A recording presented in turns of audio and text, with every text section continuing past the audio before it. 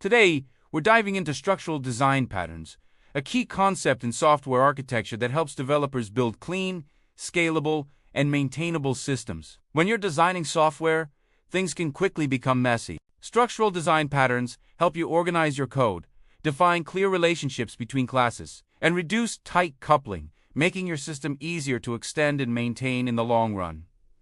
If you're new to design patterns, don't worry. You don't need to understand every detail right away. What really matters is getting familiar with how these patterns look, what they're called, and the problems they are designed to solve. In this video, we'll cover 7 essential structural design patterns: adapter, bridge, composite, decorator, proxy, facade, and flyweight. Each of them solves a different structural problem, but together they give you a powerful toolkit for designing better systems.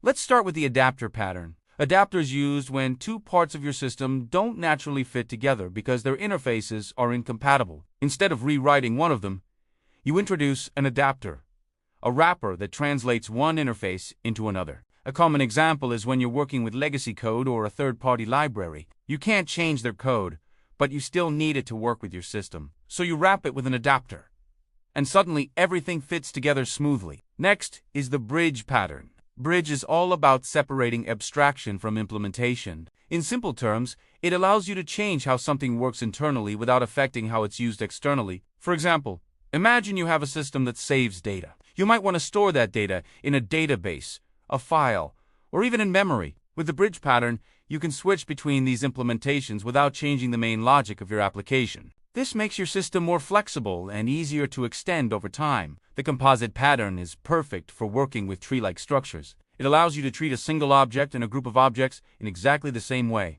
Think of it like a folder system on your computer. A folder can contain files, but it can also contain other folders. With composite, you don't need to handle them differently. You just treat everything as a component. This makes operations like calculating totals or traversing structures much simpler and more consistent. Decorator is a powerful pattern for adding functionality to objects dynamically. Instead of creating many subclasses for every possible combination of features, you wrap your object with decorators that add behavior step by step. For example, imagine a button in a user interface. You might want to add a border, an icon, or some text, and maybe combine all of them. With Decorator, you can stack these features at runtime without modifying the original class. This keeps your code flexible and avoids unnecessary complexity. The proxy pattern acts as a substitute or a middleman for another object. It controls access to that object and can add extra behavior before or after the actual operation. For example, a proxy can handle logging, caching,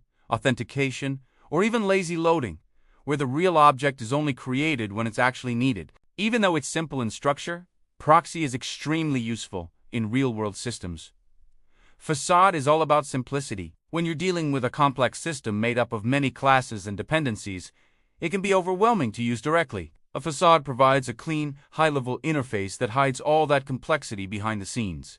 This makes your system easier to use, easier to understand, and less error-prone, especially for other developers or external users.